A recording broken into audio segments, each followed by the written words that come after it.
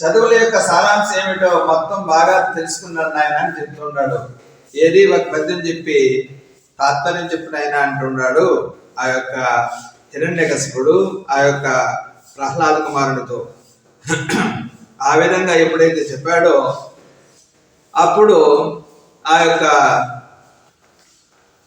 ప్రహ్లాడు చెప్తూ ఉంటాడు, తండ్రి ఎప్పుడు కూడా ఆ హరిభక్తి అనేటువంటిది 9 విధాలైన భక్తి చెప్తాడు ఇక్కడ. శ్రవణం, కీర్తనం, విష్ణు స్మరణం, పదసేవనం, అర్చనం, వందనం, దాస్యం, సఖ్యం, ఆత్మ నివేదనం. ఈ 9 విధాలైన భక్తితో ఆయన్ని భజించి స్మరించి ఆయన యొక్క ఆ పరమాత్మ యొక్క అనుగ్రహాన్ని పొందేది మానవ జన్మ యొక్క సార్థకత. ఇదే చదువుల యొక్క సారాంశం. ఏ విధంగా అంటే చెప్తున్నాడు, తన హృద్వాసల సఖ్యము, శ్రవణము, దాసత్వము, వందనార్చనము, సేవయు ఆత్మలో నిరుతయు, సంకీర్తనం వను ఈ 9 భక్తి మార్గముల సర్వాత్ముడైన హరిన్నమ్మి సజ్జనుడై ఉండుట భద్రమంతు దళతం సత్యంబు దైత్యోత్తమ.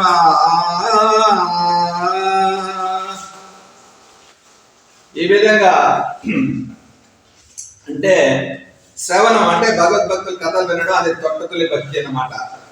కీర్తనం రాగ మేళ తాళాలతో ఆ పరమాత్మని భజించేది, అది రెండవ భాగం. అన్ని కూడా పరమాత్మ చేరేటువంటి ఉపాయాలే. పరమాత్మనికి 9 విధాలైన భక్తితో ఎవరైనా వాళ్ళకి ఏది నచ్చితే దాన్ని ఎంచుకోవచ్చు అన్నమాట.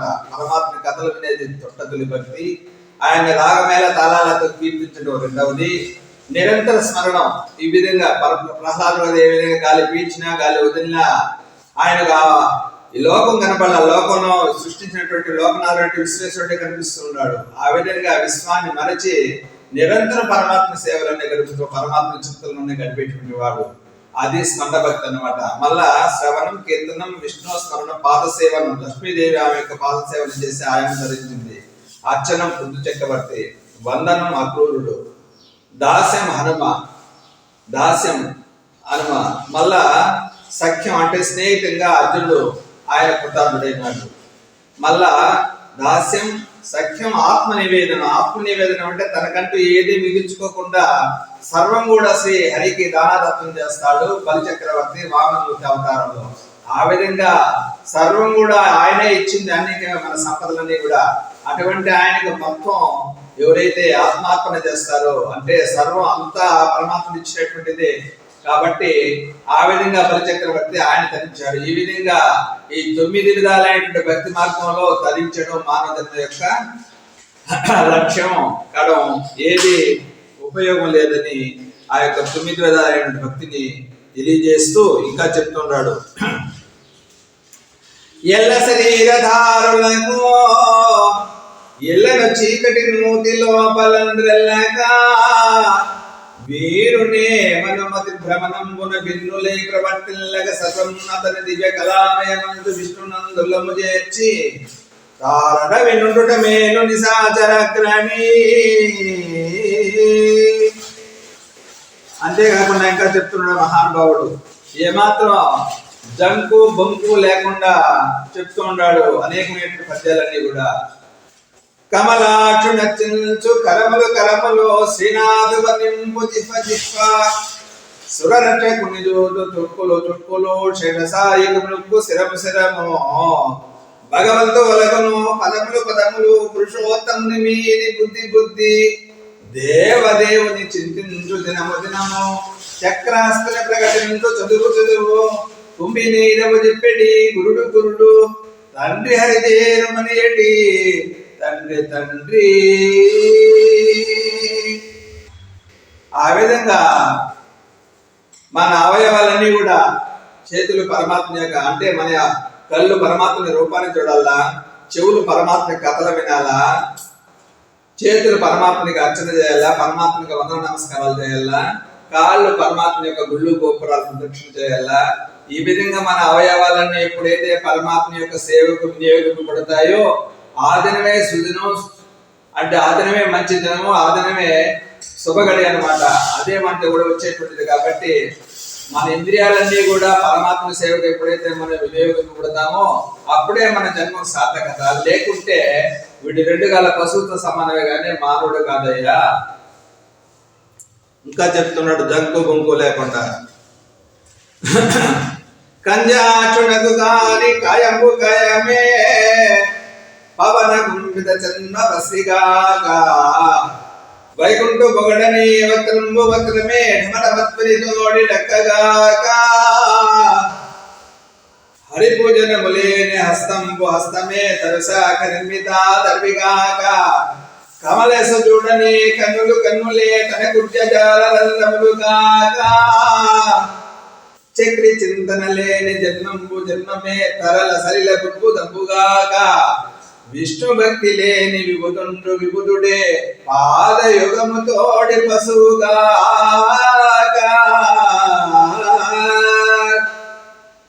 విష్ణు భక్తి లేనటువంటి వాడు వెండుగాల పశువుతో సమానమయ్యా.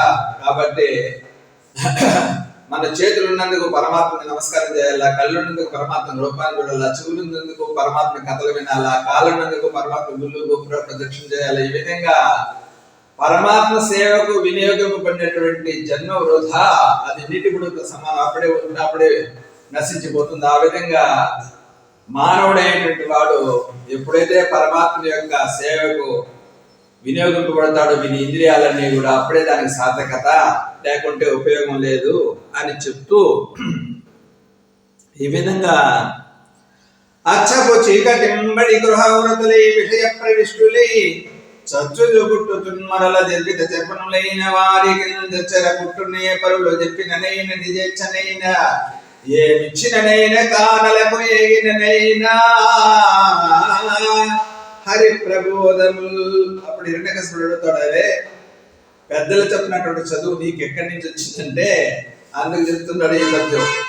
అచ్చపు చీకటింబడి గృహవ్రతులై విషయ ప్రవిష్టులై, ఎన్నో జన్మల నుంచి ఈ సంసారమే శాశ్వతం అనుకుని భార్య బిడ్డలు తనకనక వస్తువాహనాలు వీటి అందే వీరి జీవితం అంతా కూడా వాళ్ళ యొక్క సేవకాటిగా మనవులు మనవరాలకు కూడబెట్టాలని ఈ విధంగా ఈ జీవిత కాలం అంతా కూడా వాళ్ళ బాగా కోసం వీడు అనేకమైన విశ్వ ప్రయత్నాలు చేసి ఏదో విధంగా ధనాన్ని కూడబెట్టి వాళ్ళ సుఖ పెట్టేదానికి ఈ విధంగా జీవితం అంతా కష్టపడతాడు. కానీ వాడు తెలుసుకొని వాడు ఉద్ధరించేటువంటి మార్గం కనుక్కోలేడు. ఆ సంసారం నుంచి విడిపడేటువంటి మార్గం కనుక్కోకుండా ఈ విధంగా కాలాన్ని అంతా వృధా చేస్తాడు. మళ్ళా పుడుతూ ఉంటాడు, విడుతూ ఉంటాడు, కానీ దాని నుంచి విడిపడేటువంటి మార్గం తెలుసుకోలేదయ్యా.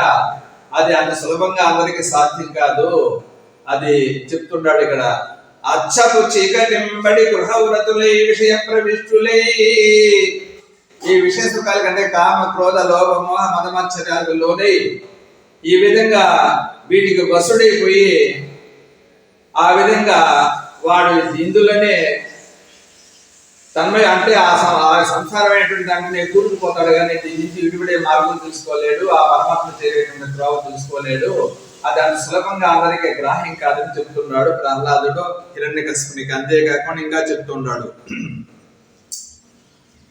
అందేందోదయముల్ మహాభదిర శంఖారావముల్ మోక సద్గంధాఖ్యాపనముల్ నపుంసక వధూకాంక్షల్ కృతజ్ఞావళి బంధుత్వంబులు భస్మహవ్యములు లుబ్ధ ద్రవ్యముల్ క్రోడ సద్గంధముల్ హరిభక్తి వద్యతుల రక్తవ్యర్థ సంసారముల్. అంధుడు అంటే గుడ్డోడికి సూర్యుడు దృశ్యం చేసి చంద్రుడు దృశ్యం, దానివల్ల వారికి ప్రయోజనం లే. మహాభదిర శంఖారావం, మహా శివుడు ఉండేవానికి శంఖ వదిన దానివల్ల ఉపయోగం లే. అదే విధంగా మంచి స్త్రీని వదిలిపెట్ట నపుంసుకునే దానివల్ల వాడు తృప్తి చెందలేడు. అదే విధంగా డబ్బు ఎంత ఉన్నా వాడు తినడు, ఒకరికి పెట్టడు, లోబి వాడు. అటువంటి వాటి దగ్గర డబ్బు ఉన్నా ప్రయోజనం ఏముంది, ఉపయోగం. ఆ విధంగా హరిభక్తి లేనటువంటి జీవితాలు నిస్సారము, నిరర్థకము, నిష్ప్రయోజనం చెప్తున్నాడు ప్రహ్లాదుడు. ఇవన్నీ విన్నాడు, వారికి ఒళ్ళు మండిపోయింది అంటూ ఉన్నాడు. అయ్యా, ఆ విధంగా ఎప్పుడైతే జంకు బొంకు లేకుండా ఆ హిరణ్యకశిపుని ముందు ఈ విధంగా ప్రహ్లాడు చెప్తూ ఉంటే అప్పుడు వానికి ఎక్కడ లేనటువంటి కోపం వచ్చి ఆ ఉరిమి చూస్తూ, ఇదే గురువులు మీరు నేర్పించిందే ఆ గురువుల మీద కూడా ఉద్దేశించి చూస్తూ ఉన్నాడు. అప్పుడు గురువులు చెప్తుండరయ్యా, తప్పులు లేవు మా వలన, దానవనాద విరోధి శాస్త్రములు చెప్పము మీ చరణంబులా, ఇదంతా ఎవరు చెప్పేది పాడి కాదు, మేము చెప్పు. ఈ రాక్షస కులంలో విష్ణువు గురించి ఎవరు కూడా చెప్పేటుంది కదయ్యా, నైజ మనీష ఎవరు చెప్పేది పాడి కాదు, ప్రతి చింత దళపు నేర్పు కైబడి. ఒకరు చెప్పింది కాదు, మనం చెప్పేది కాదయ్యా, వాని ఇష్టంగా వానికి వాని హృదయంలో వచ్చినటువంటి మాటలు ఇవన్నీ కూడా. కాబట్టి దీని నుంచి అది వాడు మర్చిపోయేటట్టుగా ఇక సావధాన భేద దండాపాయాలతోనైనా ఆ ప్రహ్లాదుని నీ వైపు తిప్పుకోయా, ఇక మా వల్ల కాదని వాళ్ళు ఎప్పుడైతే ప్రహ్లాదుని అప్పగించేశారో అప్పుడు వీడిని ఏదో ఒక విధంగా భయపెట్టన్నా, ఇప్పుడు మంచి మాటతో చెప్తే వీడు వినేటువంటి రకం కాదని ఇక భయపెట్టన్నా సావధాన భేద దండోపాయంతోనన్నా ఎట్లన్నా మన మార్గానికి మళ్లించుకోవాలా, ప్రహ్లాదుని ఏ విధంగా మళ్లించి హరిభక్తి లేకుండా చేసి తన మార్గాన్ని తిప్పుకోవాలని భటులకు ఆజ్ఞాపిస్తున్నాడు. ఈ ప్రహ్లాద కుమారుని తీసుకెళ్లి నీరు అన్నము పెట్టకుండా అనేకమైన ఆయుధాలతో గంటలతో కత్తులతో మొత్తి ఏదో ఒక విధంగా వాడిని భయపెట్టి మన మార్గానికి మళ్లించుకోవాలని భటులను రావించి ప్రహ్లాదుని అప్పగిస్తారు. భటులు ఆయన తీసుకుని వెళ్ళి అనేక విధాల ఇంకా ప్రహ్లాదుని చిత్రహింసలు పెడుతూ ఉంటారు ఆ భటులందరూ కూడా. ఆ విధంగా ఎప్పుడైతే పలువురు దానవులనుకుడువా దైత్య కుమారుడు మాటి మాటికో పన్నగసాయి, యో ధనుజ పంజన యో జగదీశయో మహాపన్న శరణ్యా, యో నిఖిల పవన జంతుగాని, తా కర్ణుల నిరుదేడు భయకంప సమేతుడు గాడు భువరా. ఈ విధంగా పట్టులను తీసుకుని వెళ్ళి అనేక విధాల గదలతో మొత్తున్నారు, కత్తులతో పొడుస్తున్నారు. ఏం చేసినా గాని పలువురు దానవుడువా దైత్య కుమారుడు మాటి మాటికో పన్నగసాయి, యోధనుజ భంజన యో జగదీశయో మహాపన్న శరణ్యయో నిఖిల పావన జంతును తింతుగాని, దా కనుల నీరుదేడు భయకంప సమేతుడు గాడు భువరా. ఆ విధంగా వాళ్ళు అనేక విధాల హింసించినా గాని ఆయనకి ఏమాత్రం కూడా పైన బొబ్బ కూడా ఎగల. ఆ విధంగా ఆ రాక్షస భటులందరూ కూడా ఆయన బాధిస్తూ ఉంటే తను నిశాచరల్పుడువా, ఆ విధంగా ఆ యొక్క భటులందరూ కూడా అనేక ఆయుధాలతో ఆయన్ను ఈ విధంగా అనేక విధాల చిత్రహింసలు చేస్తూ ఉంటే వాళ్ళ గదలతో వాళ్ళ తల్లే పగిలేటట్టు ముద్దినాయి ఆ యొక్క గదలని కూడా. అది భరించలేకుండా ఆ యొక్క భటులందరూ కూడా హిరణ్యకశిపుడితో చెప్తూ ఉంటారు, అయ్యా మా వల్ల కాదయ్యా వీడిని శిక్షించడానికి అని. అప్పుడు అనేక విధాల ఇంకా పలువురు దానవుడు దైత్య కుమారుడు మాటి మాటిగా కూడా ఆ పన్నగ సాయి అనేటువంటి ఆ యొక్క ఆయుష్ మీద పవలించేటువంటి శ్రీమన్ నారాయణ అనేక విధాలా కీర్తిస్తున్నాడు. ఓ కమలాతయో వరదయో ప్రతిపక్ష విపక్ష దూర కుయ్యో కవియోగి వందసుగుణోత్తమయో శరణాగత మరా, నువ్వు తప్ప నాకు ఎవరు లేదని ఎంతో ఏకాగ్రత ఎప్పుడైతే విష్ణు భగవాన్ని భజిస్తూ స్మరిస్తూ ఉన్నాడో ఈయనకి నొప్పి అనేదే కలగలేదన్నమాట. అనేక విధాల చిత్రహింసలు పెడుతూ ఉన్నారు వీళ్ళు. ఏ విధంగా ఒక మాట దిక్కుంబి యుధంబు దిప్పించి కెరలి డింపకుని దృక్కింప పంపు, ఏనుగుల సమూహంతో ఏనుగుల చేత త్రుక్కించినారు పసిబాలుడైనటువంటి ప్రహ్లాదుని. ఆ ఏనుగులకు అందరికి కూడా ఈ ప్రహ్లాద బాలుడు ఒక సింహం లాగా కనిపిస్తే ఏనుగులు ఉంటాయా, అవి తిరిగి వెళ్ళిపోతుంటాయి. అదే విధంగా అనేకమైనటువంటి ఒకవాడు దిక్కుంబి యుధంబు దిప్పించి కెరలి డింపకుని దృక్కింప పంపు, ఒక మాట విషభీకరశ్రేణుల కరువడి నర్భకు గరువ పంపు, విషసర్పాల చేత కనిపిస్తూ ఉంటే అవన్నీ కూడా పూలమాలలు అయిపోతుంటాయి ఆయన మెల్లో. అనేక విధాల ఇక దొడ్డ అంటే పెద్ద పెద్ద కొండ చర్యల నుంచి క్రిందికి తోయిస్తే అప్పుడు కూడా ఏమాత్రం ఆయనకు అంత కూడా నొప్పి తగలకుండా లక్ష్మీనారాయణ కాపాడుతున్నారు, ఆదుకుంటున్నారు. సముద్రాల్లో వేసినాడు, సముద్రాల్లో వేస్తే కూడా నారాయణ నారాయణ అంటూ మళ్ళా ఆ పరమాత్మ యొక్క నామాన్ని స్మరిస్తూ ఆ సముద్రం నుంచి వెళ్ళి వస్తూ ఉన్నాడు. అగ్నిహోత్రం అంటే అగ్నిని పెద్దగా రగులు కొలిపి విసిరి అగ్నిలు వేసినా కూడా ఏమాత్రం పప్ప కూడా లేకుండా మళ్ళా ఆ పరమాత్మని జపిస్తూ ఆ నారాయణ మంత్రాన్ని స్మరిస్తూ ఎంతో ఏకాగ్రతతో ఆ పరమాత్మని స్మరిస్తూ ఉంటే అన్ని బాధల నుంచి అన్నిటి నుంచి ఆయనే విముక్తి చేస్తుండే పరమాత్ముడు ఆ యొక్క శ్రీమన్నారాయణుడు. ఆ విధంగా అనేక మార్గాలతో ఆలోచించినాడు హిరణ్యకశిపుడు. ఏ విధంగా చేసినా విషము పెట్ట బంబు విదలింబగా బంబు దొడ్డ కొండ చెరుల త్రోయ బంబు. సాక్షాత్ తల్లి చేతనే తన భార్య అయినటువంటి లీలావ చేతనే విషమిచ్చి చప్పించేదానికి ఆలోచన చేస్తే ఆ విషం కూడా అద్భుతంగా మారిపోతుంది. ఆయన సేవించిన కానీ దేవి కాల విషము పెట్ట బంబు విదలింబగా బంబు దొడ్డ కొండ చెరుల త్రోయ బంబు. ఆ విధంగా ఎన్నో మారణోపాయాలు చేశాడు ప్రహ్లాది రూపం ఆపాలని. కానీ ఎన్ని ప్రయత్నాలు చేసినా ఆయన అంచుకపోలా ఇదన్నమాట. అప్పుడు అంటూ ఉన్నాడు, వానికి వాడే హిరణ్యకశిపుడు అంటూ ఉన్నాడు, ముంచితి వార్దులను గదల ముత్తితి శైల తటంబులందు దృప్పించితి శస్సరాజు పొడిపించితి మీద నివేంద్ర పంక్తి నొప్పించితి ధిక్కరించితి ఘోర దవాగ్నులందు ద్రోహించితి పెక్కు పాటలయించితి చావడిదేమి చిత్రమో. ఎన్నో మరణోపాయాలు చేశాను, ఏది చేసినా ఇవి నంచుకుపోలేదు. చావడిదేమి చిత్రమో అని ఖిన్నుడి తన ఎంతో పరాక్రమం కలిగినటువంటి వాడు, ముల్లోకాలని జయించినటువంటి వాడు. ముల్లోకాలని జయించినా కూడా అనేకమైనటువంటి సిద్ధ సాధ్య గరుడ గంధర్వ కిన్నర కిపురులు అందరినీ కూడా హింస పెట్టినటువంటి వాళ్ళందరూ కూడా పరమాత్మని అయ్యో ఈ బాధలు, ఈ రాక్షని యొక్క బాధ మాకు ఎప్పుడు తప్పిపోతుందని వీళ్ళందరూ కూడా పరమాత్మ ఆ యొక్క శ్రీమన్నారాయణ ప్రార్థిస్తే ఆ నారాయణుడు చెప్తున్నాడు, ఎప్పుడైతే వీడు కన్న కొడుకు శమదమ సంపన్నుడు నిర్వైరుడనగా ప్రహ్లాదుని వాడెన్నడు రోషంబున ఆపన్నతనందించున్నాడే పట్టి వదింతున్. ఎప్పుడైతే కన్న కొడుకు అయినటువంటి దయ కరుణ లేకుండా ప్రహ్లాదుని అనేక విధాల వీడు హింసిస్తాడో అప్పుడు వీడి చావు దగ్గర పడుతుందయ్యా. అంతవరకు మీరు ఓపికతో వారి యొక్క బాధలు భరించాల్సిందే, కానీ వాడికి మరణం తప్పదు, కానీ కాలం కలిసి రావాలా అని వాళ్ళకంతా అభయం ఇస్తే సరే ఎప్పుడో ఒకప్పుడు వీడు చచ్చేది నికరం, ఇక మన బాధలు కొంతకాలానికన్నా తీరుతాయని వాళ్ళ నెలలకు వాళ్ళు వెళ్ళిపోతారు. ఇప్పుడు ప్రహ్లాదుని తీవ్రంగా ఈ విధంగా శిక్షిస్తూ ఉంటే ఇక వాడి చావు దగ్గరకు వచ్చింది కాబట్టి ఇప్పుడు కిన్నుడే ఆ యొక్క హిరణ్యకశిపుడు తనలో తానే అనుకుంటున్నాడు ఈ విధంగా,